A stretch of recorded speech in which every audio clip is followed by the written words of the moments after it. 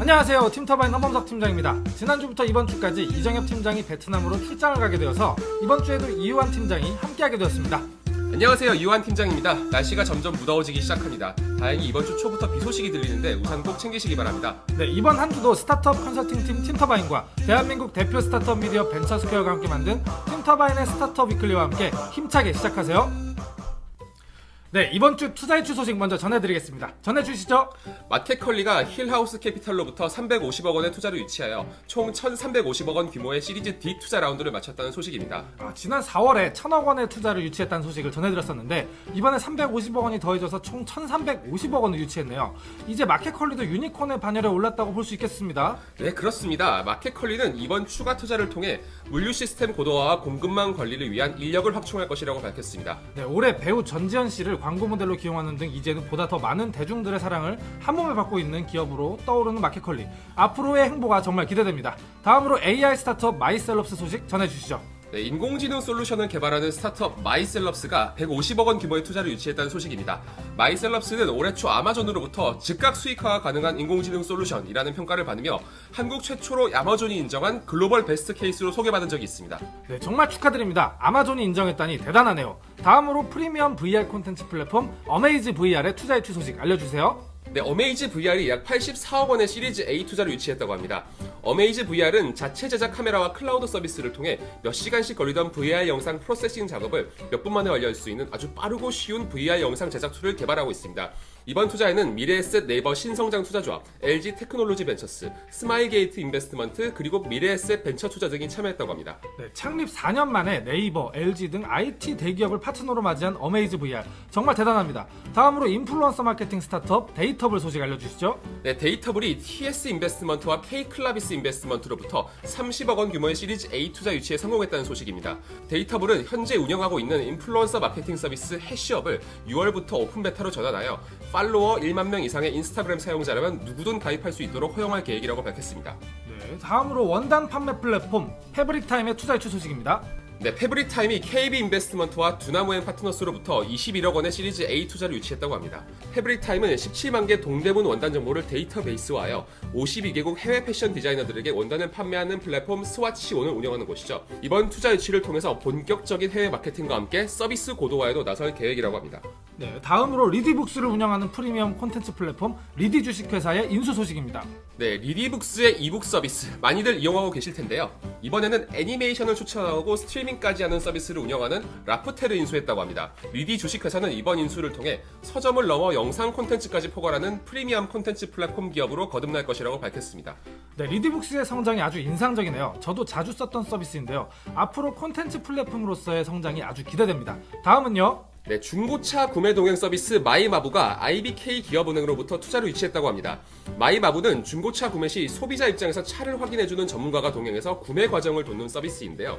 2016년 9월 런칭해서 현재까지 1만여 명이 사용 중인 서비스입니다. 총 거래액이 1,100억 원 규모라는데요. 이번 투자 이전에는 NHN 인베스트먼트로부터 2차례 투자를 받은 이력이 있습니다. 네, 저희가 지난달에 프리시리즈 A 투자 유치 소식을 전해드린 카바조라는 서비스도 비슷한 서비스인데요. 이 분야도 앞으로 경쟁이 치열할 것 같습니다. 그동안 중고차를 구매하고는 싶은데 차를 잘 몰라서 어려움을 겪던 소비자들에게 아주 좋은 서비스들이 생겨나는 것 같습니다. 다음 소식 알려주시죠. 네, 다음 소식은 저희의 단골 손님인 배달의 민족을 운영하는 우아한 형제들의 소식입니다. 약간은 심각한 내용의 소식이 들어왔는데요. 우아한 형제들이 쿠팡을 공정거래위원회에 신고하고 경찰에 수사를 의뢰했다고 합니다. 쿠팡을 신고했다고요? 무슨 일인가요? 네, 이유는 이렇습니다. 쿠팡이 최근 쿠팡이츠라는 이름으로 음식 배달 시장에 진출해 영업 활동을 벌이는 과정에서 경쟁사인 우아한 형제들의 영업 비밀을 침해하고 불공정 거래 행위를 했다는 것인데요. 우아한 형제들에 따르면 쿠팡이 음식점 사업자들에게 배달의 민족과의 계약을 해지하고 쿠팡이츠와의 독점 계약을 맺으면 수수료를 크게 할인해주고 매출 하락 시 수천만 원의 현금 보상을 해주겠다고 제안했다고 합니다. 이게 사실이라면 공정거래법 제23조에 따라 부당하게 경쟁자를 배제하는 행위, 와 부당하게 경쟁자의 고객을 자기와 거래하도록 유인하거나 강제하는 행위에 해당하는데요.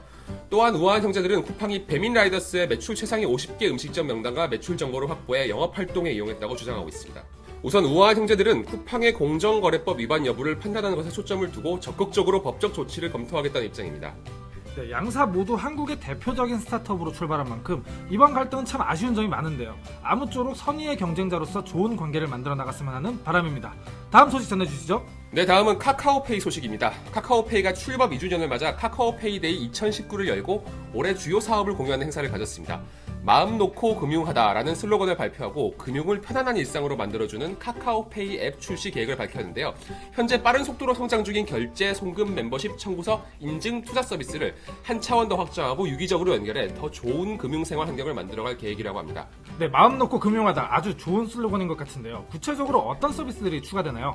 네, 카카오는 다양한 신규 서비스를 출시할 계획이라고 하는데요. 대표적으로 배송 서비스와 영수증 서비스가 있습니다.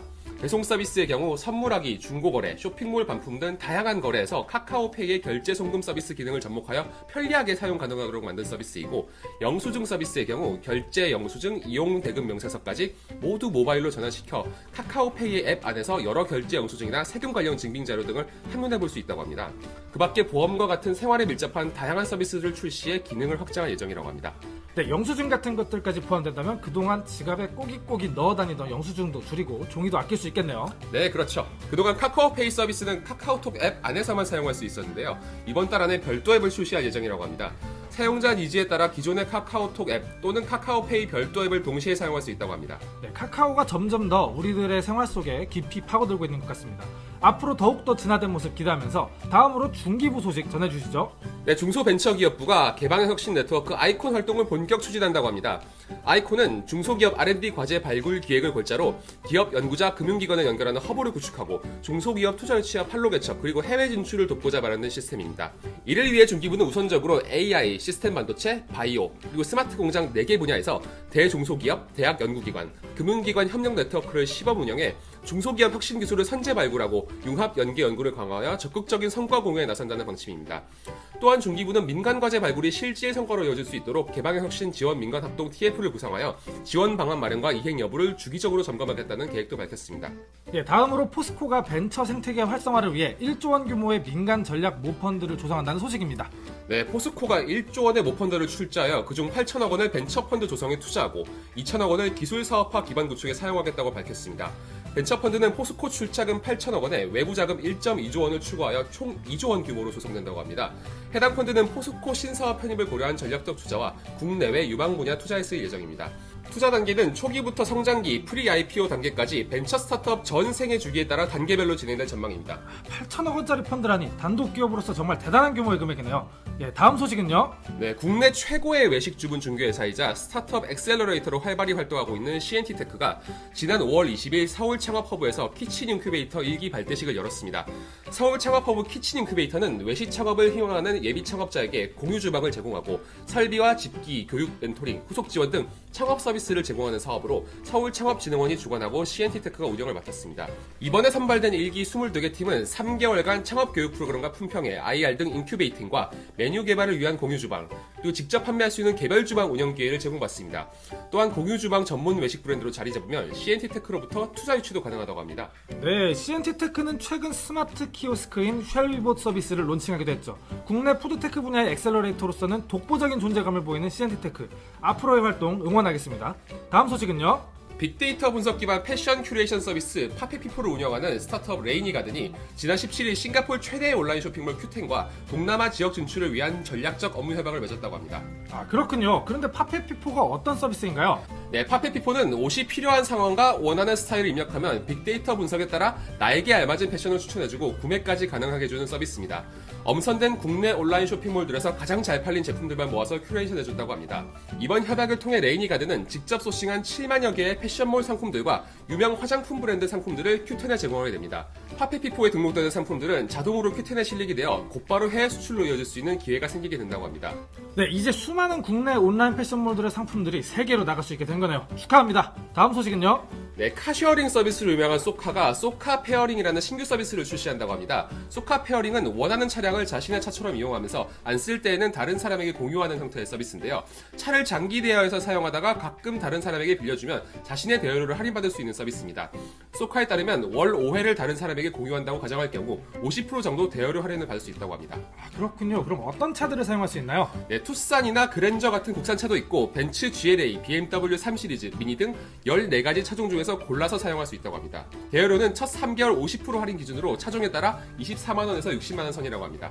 네, 그동안 카시어링과 같은 모빌리티 서비스가 급성장해왔는데요. 사실 내 차를 탈 때와 같은 개인화된 포근한 느낌을 받기는 어려웠습니다. 장기 대여인 만큼 개인화된 느낌도 받으면서 저렴하게 서비스를 이용할 수 있게 된 것 같습니다. 앞으로도 다양한 방식으로 차를 이용할 수 있는 서비스들을 출시해서 고객들의 마음을 사로잡았으면 좋겠습니다. 네, 다음은 행사와 공모 소식입니다. 알려주시죠. 네, 중소벤처기업부가 5월 27일부터 7월 12일까지 도전 K-스타트업 참가팀을 모집합니다. 도전 K-스타트업은 창업 능력을 배양하고 우수 아이템 사업화를 지원하기 위해 중기부, 과기부, 국방부가 합동 개최하는 통합 창업 경진대회인데요. 창업 리그와 예비 창업 리그에서 모두 20팀을 선정하며 팀당 최대 3억까지 상금을 수여합니다. 올해는 특별히 규모를 키우기 위해 참가 자격을 창업 3년 이내 창업자에서 모든 창업자로 확대하고 후속 지원 사업도 확대했는데요. 참가 자격이 확대된 만큼 많은 스타트업들이 지원해서 좋은 결과 얻었으면 합니다. 이번 행사에 대한 자세한 내용은 K-스타트업 홈페이지를 확인하시면 됩니다. 네, 참가 자격이 확대된 점이 아주 인상 깊네요. 정말 많은 스타트업들이 지원해서 좋은 결과 얻었으면 좋겠습니다. 다음 소식은요. 네, 정보통신산업진흥원이 오는 6월 4일까지 2019 K글로벌 스타트업 공모전 참가팀을 모집합니다. 이번 공모전은 ICT 분야에서 혁신 아이디어 및 기술을 보유한 스타트업을 지원하기 위해 마련됐는데요. 신청 자격은 상용화하지 않은 ICT 기반 서비스나 제품, 사업화 아이디어나 기술을 보유한 예비 창업자 또는 업력 3년 이내의 스타트업에 하나며 심사를 통해 ICT 일반 분야 12팀, AI, 블록체인, AR, VR, IoT, 5G 특화 분야 18팀으로 총 30팀을 선발합니다. 6월 말부터 10월까지 다양한 지원과 교육이 주어지고 11월 최종 평가 및 피칭 대회를 거쳐 수상자가 결정됩니다. 네, 선발팀에는 전문가 멘토링, 법률 상담, 협업 공간 등이 제공된다고 하니까 ICT 스타트업들이 많이 지원해서 혜택을 누렸으면 좋겠습니다. 다음 소식은요. 네, 벤처캐피탈 더벤처스의 베트남 현지 법인인 더벤처스 베트남이 프리즘 커뮤니케이션즈와 함께 제9회 베트남 현지 뷰티 앤 패션 투자 세미나를 열고 참가자를 모집한다고 밝혔습니다. 이번 프로그램을 통해 베트남 현지 뷰티 업체 대표, 패션 업체 대표, 그리고 법률 전문가 등이 강연하는 세미나를 비롯해 베트남 주요 쇼핑 시설들을 방문하는 탐방 시간으로 구성됩니다. 현지 패션 뷰티 기업인과 유통 관계자, 그리고 정부 관계자 등이 참여하는 네트워킹 행사도 준비되어 있어 베트남 진출에 필요한 현지 네트워크를 빠르게 구축할 수 있도록 준비했다고 합니다. 더벤처스 베트남을 이끌고 있는 이종호 지사장은 현재 베트남 시장은 한류 열풍으로 인해 한국 제품에 대한 선호도가 높고 베트남 국민들의 소득 증가로 젊은 층을 중심으로 패션 뷰티 제품 소비가 급격히 늘어나고 있다며 국내 관계자들에게 아주 매력적인 시장이 될 것이라고 밝혔습니다. 이번 행사는 7월 2일부터 6일까지 총 4박 5일 일정으로 진행되며 신청 마감은 6월 28일까지입니다. 관심 있는 뷰티 패션업 종사자분들은 지원하시면 좋을 것 같습니다. 여기까지 저희 팀터바인이 준비한 한 주간의 스타트업 주요 뉴스였습니다. 계속해서 저희 위클리를 들어주시는 분들 정말 감사합니다. 네, 뉴스와 관련된 보다 더 자세한 소식은 벤처스퀘어 홈페이지를 확인해 주시면 됩니다. 그리고 궁금한 사항은 언제든 편하게 댓글로 달아주세요. 그럼 다음 주에 새로운 소식들로 인사드리겠습니다. 팀터바인의 스타트업 위클리는 대한민국 대표 스타트업 미디어 벤처스퀘어와 함께합니다. 감사합니다.